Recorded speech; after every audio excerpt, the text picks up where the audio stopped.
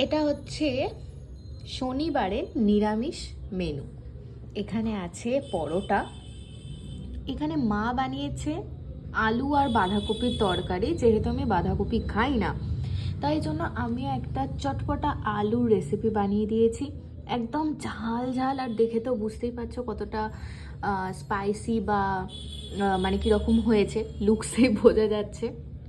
অনেকটা ধাবার স্টাইলে এটা বানিয়েছি, ধাবাতে এরকম করে আর কি দেয়। আর এখানে কিছুটা সন্দেশ দিয়েছে। আর এই যে 3টে পরোটা নিয়ে নিয়েছি, ওই যে রাজুদার 3টে পরোটা সাথে তরকারি, এরকম একটা ব্যাপার।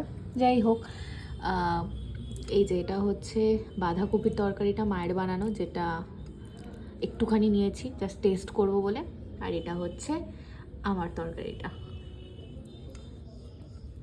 এই হচ্ছে, আর আমি তো একটু তেল তেলে একটু